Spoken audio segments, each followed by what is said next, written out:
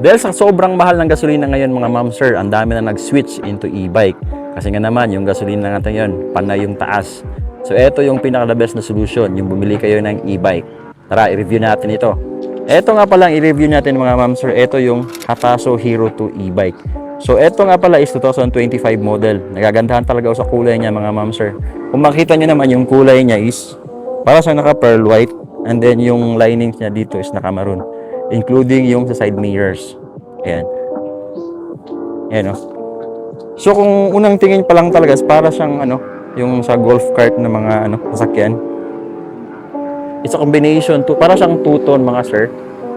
Maroon yung sa roofing niya at saka yung sa baba naman is pearl white. Then so yung sa material na ginamit niya dito is para siyang actually plastic lang siya, hard plastic. Ayan kung makikita nyo. And then dito naman sa kanyang headlight, ayan, meron siyang para siyang fog lamp, apat. I think DRLs yung dalawa at saka yung isa, yung dalawa is siya headlight. And then itong gusto ko yung para siyang naka-honeycomb dito. Meron siyang silver lining dito sa gitna. Yung napakastig niya namang tingnan. Tapos meron siyang emblem dito na Hatasu. Ayan, so actually majority ng kanyang material na ginamit is made of plastics mga sir ma'am. Dito naman tayo sa likod. Yan kung makakita nyo, hindi siya yung usual ni e-bike na makikita nyo talaga sa daan, pero nagustuhan ko yung design ni Hatasu dito. Actually itong Hatasu is para tong improvement version ni nung unang lumabas na Hatasu, yung Hero 1. Yan, so malaki ng pinagbago niya actually. Meron na siyang ditong para siyang I think toolbox ata ito. This extension niya. And then yung taillight niya naman, yan, LED na siya actually. Then meron siya ditong reflector light. Ayan, tapos dito yung sa baba yung pinaka plate holder niya. Meron din siya actually ditong para siyang tawag nito, para siyang tailgate na bull bar. Actually metal siya mga sir. Ayan yung maririnig nyo. And dito naman sa gilid, meron siyang dalawang seating position. Dito sa una is ito yung sa driver's position niya, Ayan. So meron siyang parang grab bar dito. Ayan. Tapos yung niya, yung upuan niya, naka-leather siya. Tapos yung foam na ginamit is napaka-comfy. Ayan, sarap niyang maupo dito. And dito naman sa likod, ayan, I think kasya atang dalawang tao dito. Ayan, so tapos meron siyang parang headrest dito. Tapos meron na siya ditong rear view, yung mirror niya. Actually, yung ceiling niya din yung ginamit dito is made of plastic din siya, plastic lang siya. And then may kasama na siyang ang tawag dito? Fan. Ayan, built-in na siya. And then yung yung pinaka-nice na initiative na ginawa ni Hatasu is meron na siyang rain cover. Ayan So naka-built-in na 'yan, ipapa-install ng mekaniko pag bumili kayo ng Hatasu Hero 2. Ayan So yung battery niya nga pala is andito sa likod. Yan, kung makikita nyo, meron tayong susi and then meron din pala siyang remote. So kapag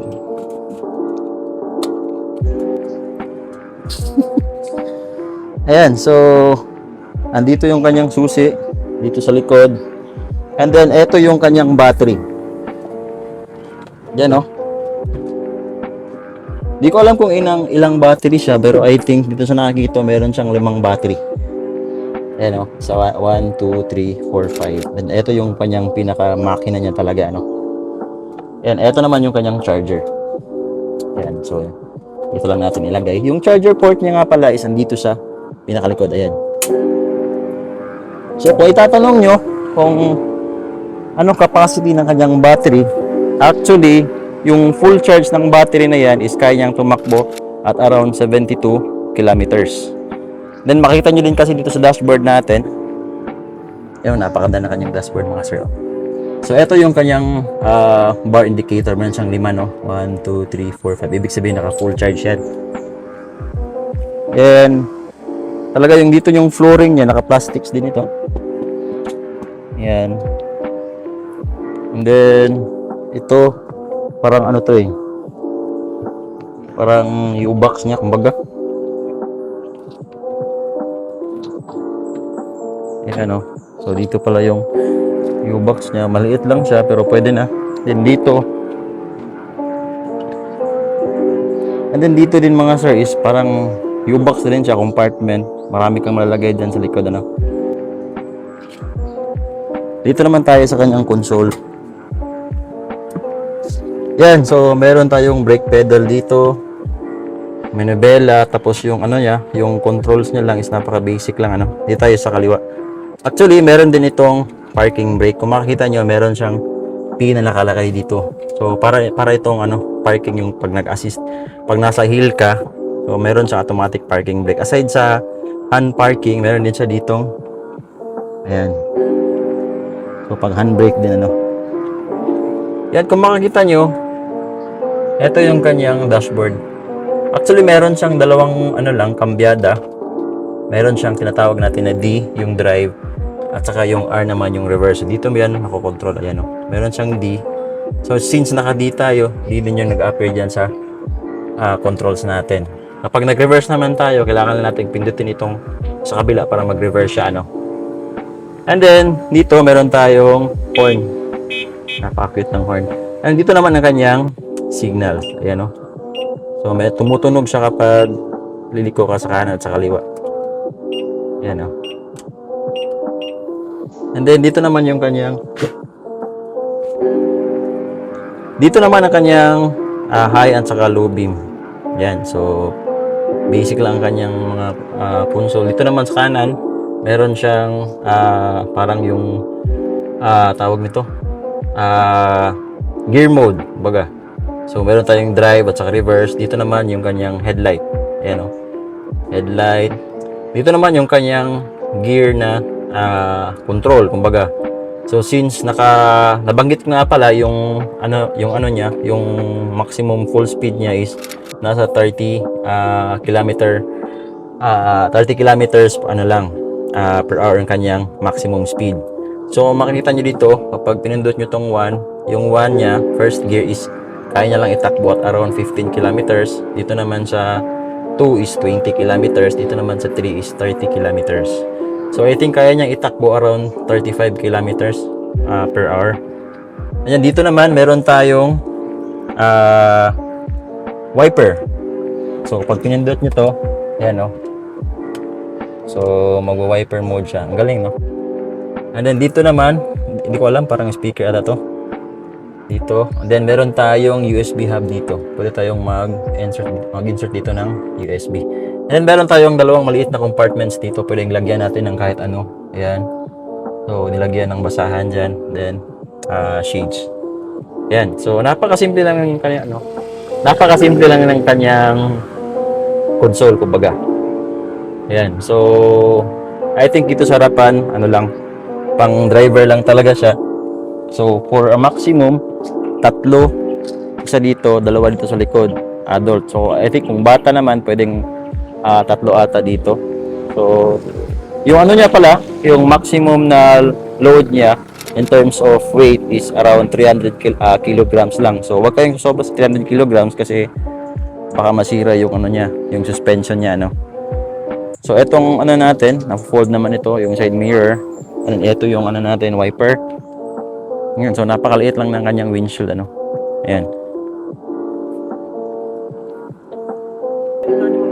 So i-turn on na natin yung kanyang headlight. Tingnan natin kung gaano siya kalakas, ano. Actually, hindi mo siya talagang makikita na naka-headlight siya kasi nga matirik yung araw natin. Pero ayan, kung makikita nyo, ayan, ito yung kanyang headlight. Ayan. I think naka-low ito. Ito naman yung kanyang high sa kabila. High na ko. High. Ayan, oh, yung kanyang high. So kapag naka-high siya, dito siya sa inner na headlight yung magla-light. Ayan. So dito naman sa kanyang gulong, yung dimension ng kanyang gulong is naka 3x10 siya, no. Ayan. So I think plastic ito. Ayan, hard plastic pa din. 3x10 yung kanyang gulong. And then same din dito sa harap. So yun, naka-drum brake lang yan. I think, dito din kasi. Naka-drum brake din ito. Ayan. Okay, so i-drive natin ito. Tingnan natin kung ano yung kanyang, ano yung impression na bibigay natin regarding with the performance with this e-bike. So tara.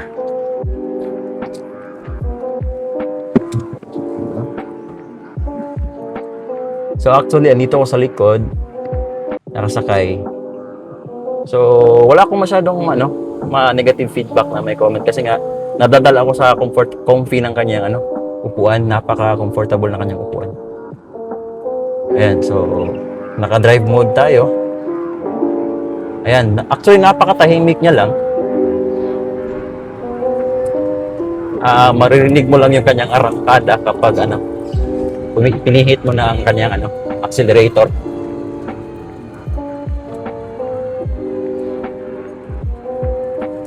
So okay na rin siya for a price na 80,000 plus. In the sense na hindi ka na mababasa. So for short errands lang talaga siya, hindi siya advisable for long ride. Para sa akin yun ha. Pero siguro pwede mo naman itong i-long ride basta lang. Charge ka lang kada hinto mo